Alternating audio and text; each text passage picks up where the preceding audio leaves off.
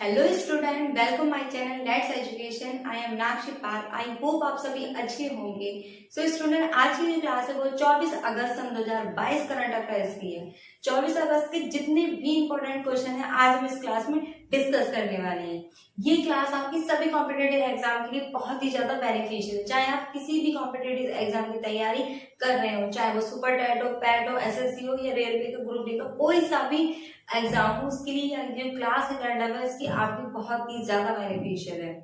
तो इस क्लास के जो पीडीएफ है उसका लिंक आपको डिस्क्रिप्शन में मिल जाएगा और लिंक आपको मेरे टेलीग्राम ग्रुप में भी मिल जाएगा। तो इस क्लास का जो पीडीएफ है उसको आप वहां से ले सकते हैं। तो आज की क्लास शुरू करते हैं। आज की क्लास शुरू करने से पहले मेरी आपसे यही रिक्वेस्ट रहती है, अगर आपको क्लास पसंद आती है तो ज्यादा से ज्यादा लाइक कीजिए, शेयर कीजिए, हम चैनल को सब्सक्राइब कीजिए।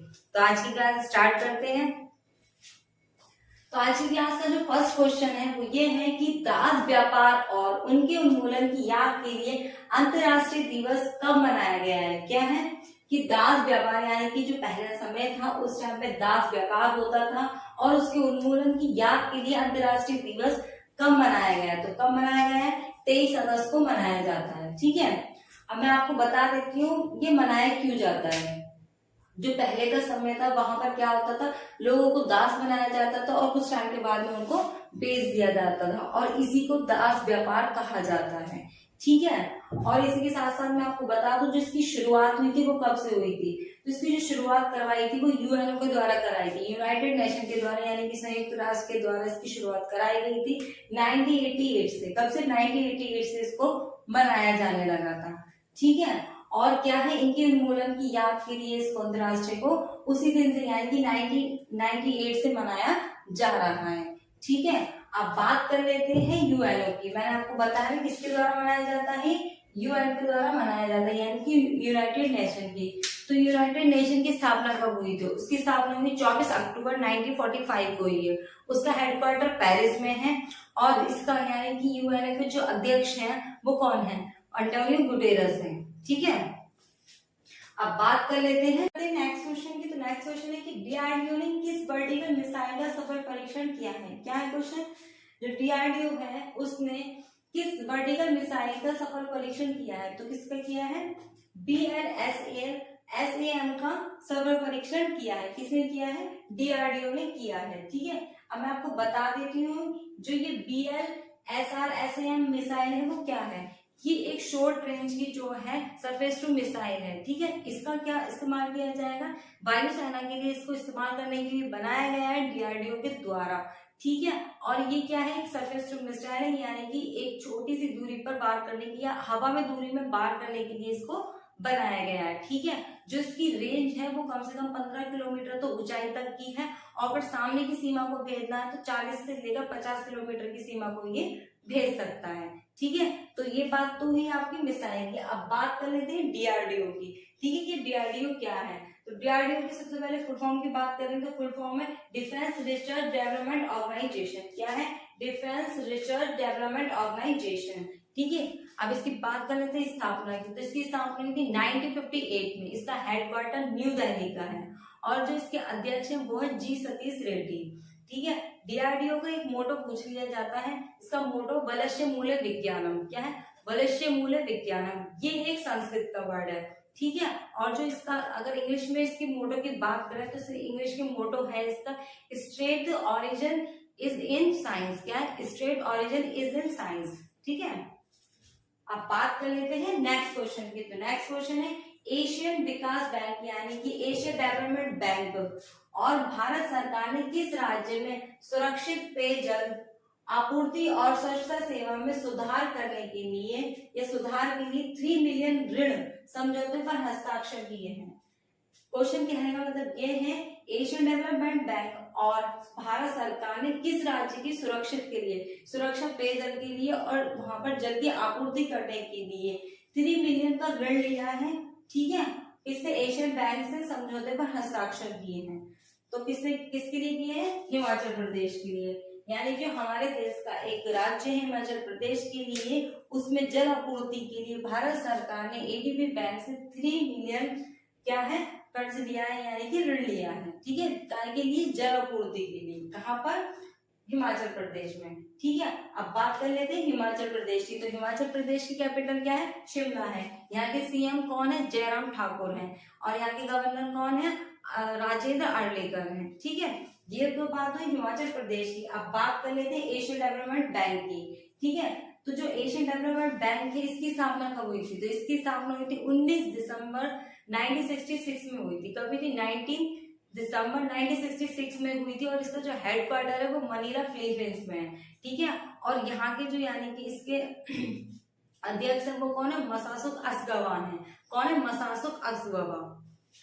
अब बात कर लेते हैं नेक्स्ट क्वेश्चन की। तो नेक्स्ट क्वेश्चन है कि बांग्लादेश की किस महिला पत्रकार को इलस्ट्रेट रिपोर्टिंग और कमेंट्री की श्रेणी के तहत पुलित्जर पुरस्कार 2022 के लिए चुना गया है? क्या है क्वेश्चन? कि बांग्लादेशी किस महिला पत्रकार को इलस्ट्रेट रिपोर्टिंग और कमेंट्री की श्रेणी के तहत पुलित्जर पुरस्कार 2022 के लिए चुना गया है? तो किसे चुना गया है? फहमीदा अजीम को। किसे चुना गया है? फहमीदा अजीम को चुना गया है। किस लिए चुना गया है? एक अच्छे पुरस्कार यानी कि पत्रकार के रूप में उन्हें सम्मानित करने के लिए। किसे? पुलित्जर पुरस्कार से सम्मानित करने के लिए उनको चुना गया है। ठीक है, किसे? फहमीदा अजीम को। ठीक है, अब बात कर लेते हैं कहाँ की है? बांग्लादेश की। तो बांग्लादेश की बात कर लेते हैं। बांग्लादेश की कैपिटल क्या है? ढाका है। यहाँ की करेंसी क्या है? टका है। और यहाँ की जो प्राइम मिनिस्टर है वो कौन है? शेख हसीना। और यहाँ के जो प्रेसिडेंट है वो कौन है? अब्दुल्ला हामिद है। कौन है? अब्दुल्ला हामिद। ठीक है, अब बात करते हैं नेक्स्ट क्वेश्चन की। तो नेक्स्ट क्वेश्चन है भारत ने यूनेस्को की अमूर्त सांस्कृतिक विरासत सूची में शामिल करने के लिए किस लोक नृत्य को नामांकित किया है? क्या है क्वेश्चन? भारत ने यूनेस्को की अमूर्त सांस्कृतिक विरासत सूची में शामिल करने के लिए किस लोक नृत्य को नामांकित किया गया है? यानी जो हमारा भारत देश है उसने यूनेस्को की जो एक धारा होती है अपनी संस्कृति को बढ़ावा देने के लिए किस नृत्य को यानी कि किस राज्य की लोक नृत्य को चुना गया है? तो किसे चुना गया है? गरबा को चुना है। ठीक है, अब मैं आपको बता देती हूँ जो गरबा है वो गुजरात का फेमस नृत्य है। कहाँ का? गुजरात का। ठीक है, अगर आपको ये याद ना रहा होगा तो सबने शायद तारक मेहता का उल्टा चश्मा जरूर देखा होगा जिसमें जो दया भाभी है वो गरबा करती है। तो ये क्वेश्चन अगर आप उससे रिलेटेड करके भी याद कर लेंगे तो बहुत अच्छे से याद हो जाएगा। वैसे ये एक ही वर्ड का आंसर है, गरबा याद करने में आसानी हो सकती है। ठीक है, तो गरबा को चुना है किसने? भारत की यूनेस्को की अमूर्त संस्कृति के लिए। ठीक है, अब बढ़ते हैं अपने नेक्स्ट क्वेश्चन की ओर। नेक्स्ट क्वेश्चन है कि स्टॉकहोम इंटरनेशनल वाटर इंस्टीट्यूट क्या है? स्टॉकहोम इंटरनेशनल वाटर इंस्टीट्यूट द्वारा आयोजित विश्व जल सप्ताह कब से कब तक आयोजित किया जा रहा है? क्या क्वेश्चन है कि जो स्टॉकहोम इंटरनेशनल वाटर इंस्टीट्यूट है उसके द्वारा विश्व जल का जो सप्ताह दिवस है यानी कि सप्ताह है उसको कब से कब तक आयोजित किया जा रहा है? तो कब तक किया जा रहा है? 23 अगस्त से 1 सितंबर तक इसको आयोजित किया जाएगा 1 वीक के लिए।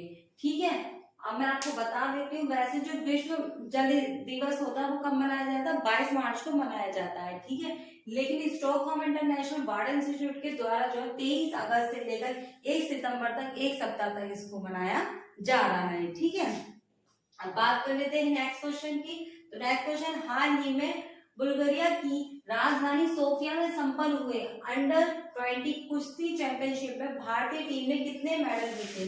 तो कितने मेडल जीते? 16 मेडल जीते। किसने? भारतीय टीम ने।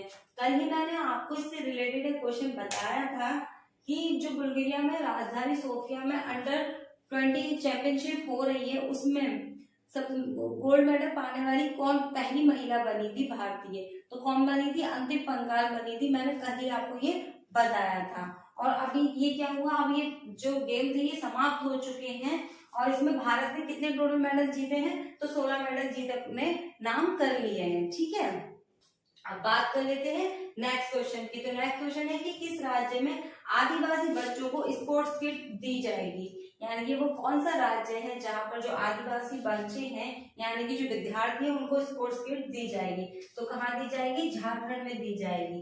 ठीक है, झारखंड में दी जाएगी। जो अनुसूचित जाति के जो आदिवासी स्टूडेंट हैं यानी कि विद्यार्थी हैं उनको खेल के लिए एक स्पोर्ट्स किट दी जाएगी। वैसे खेल के लिए उन्हें बहुत सारे इंस्ट्रूमेंट दिए जाते हैं लेकिन ये क्या है, एक स्पेशल किट दी जाएगी जिसमें 4 खेलों को चुना गया है। सबसे पहले फुटबॉल, हॉकी, निशानेबाजी और एथलीट, इन्हीं चारों में भाग लेने वाले विद्यार्थियों को क्या है, ये किट दी जाएगी, जिससे क्या है बच्चे अपने स्पोर्ट्स को आगे बढ़ावा मिल सकेगा। ठीक है, अब बात कर लेते हैं झारखंड की। तो झारखंड की कैपिटल क्या है आपकी, रांची है। यहाँ के सीएम कौन है, यहाँ के जो सीएम है वो है हेमंत सोरेन, और यहाँ के जो गवर्नर है वो कौन है, रमेश बैस है। ठीक है, अब मैं कुछ बता दूं, झारखंड में वहाँ के 3 जो अभ्यारण्य बहुत ज्यादा इंपॉर्टेंट है। सबसे पहला है वहां पर दालमा वन्यजीव अभ्यारण्य, फिर है पालमर वन्यजीव अभ्यारण्य। ठीक है, ये जो वन्यजीव अभ्यारण्य बहुत ही ज्यादा इंपॉर्टेंट है। ठीक है, और इसी के साथ में कल मैंने आपको इसी से रिलेटेड एक क्वेश्चन बताया था कि जो आदिवासी लोग हैं, यानी कि उनके कौशल विकास के लिए जो है एक ग्रामीण उद्यमिता का दूसरा चरण स्टार्ट कर दिया गया था। तो वो किसके द्वारा शुरुआत करी गई थी, अर्जुन मुंडा के द्वारा की गई थी। और अर्जुन मुंडा कौन है, हमारे यहाँ के केंद्रीय अनुसूचित जाति के क्या है, मंत्री हैं। ठीक है, मैंने ये भी कल आपको बताया था, वो केंद्रीय जनजाति के मंत्री हैं अर्जुन मुंडा, जिनके द्वारा जो आदिवासी मतलब लोग हैं उनके कौशल विकास को, उद्यमिता को बढ़ाने के लिए लॉन्च किया गया था एक योजना। ठीक है, और आज क्या हुआ है कि जो वहाँ झारखंड के सीएम है उन्होंने आदिवासी स्टूडेंटों के लिए एक स्पोर्ट्स किट दी जाएगी।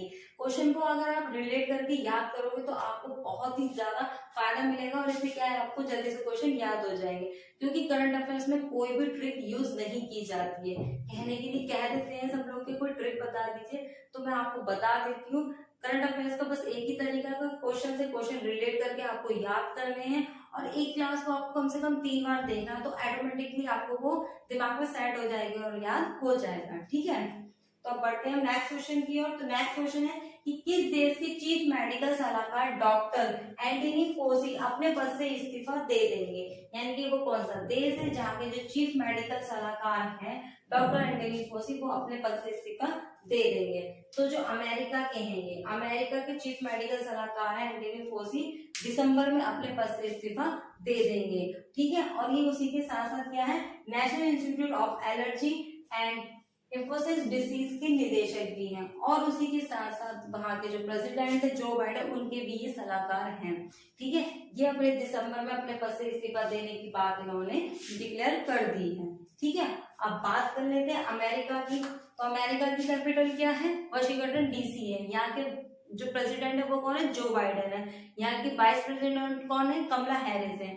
जो यहाँ के प्रेसिडेंट है यानी कि जो बाइडेन, उन्होंने 2 बुक लिखी हैं। कौन कौन सी है, promise to keep and promise to dad. और यहाँ की जो वाइस प्रेसिडेंट है वो कौन है, कमला हैरिस, उन्होंने 3 बुक लिखी है। ये जो मैं बुक आपको डेली बताती हूँ बहुत इंपॉर्टेंट है। कौन कौन सी बुक लिखी है, the truth be hold and the super hero are everywhere and crime on alert. ये 3 बुक लिखी है कमला हैरिस ने, यानी वाइस प्रेसिडेंट। ठीक है, तो इस क्वेश्चन से आपको इतनी जानकारी मिलती है। अब बात कर लेते हैं नेक्स्ट क्वेश्चन की। तो नेक्स्ट क्वेश्चन है आपका कि हाल ही में फिल्म निर्माता जिनका मुंबई में निधन हो गया है, क्या है, हाल ही में फिल्म निर्माता है जिनका मुंबई में निधन हो गया है, वो कौन है, तो वो कौन है, अब्दुल गफ्फार नाडियाडवाला है। कौन है, अब्दुल गफ्फार नाडियाडवाला है, जिनका अभी हाल ही में मुंबई में निधन हो गया है। और ये कौन थे, ये फिल्म निर्माता थे। ठीक है, तो स्टूडेंट ये थे आपके 24 अगस्त के कुछ इंपॉर्टेंट क्वेश्चन जो आज हमने इस क्लास में डिस्कस किए हैं। आई होप आज की क्लास आपको पसंद आई होगी। तो ज्यादा से ज्यादा इस क्लास को लाइक कीजिए, शेयर कीजिए, चैनल को सब्सक्राइब कीजिए, और पीडीएफ लेना ना भूलें। अगर आपको पीडीएफ नहीं मिल पाती है अभी फिलहाल के लिए, तो आप टेलीग्राम ग्रुप पे जाकर सर्च कर सकते हैं। ठीक है, हो सकता है क्या पीडीएफ लेट हो जाए, इसलिए तो पीडीएफ लेना भी आपको कंपलसरी है, क्लास भी लेना आपको कंपलसरी है। अगर आप एक बार क्लास नहीं ले सकते तो आप पीडीएफ से पढ़ सकते हैं, लेकिन मैं आपको बता दूं जो मैं एक्स्ट्रा में आपको इन्फॉर्मेशन बताती हूँ वो आपको पीडीएफ में नहीं मिलेगी। तो ज्यादा से ज्यादा कोशिश कीजिए कि आप क्लास को अटेंड कर सकें। तो आज की क्लास के लिए थैंक यू सो मच।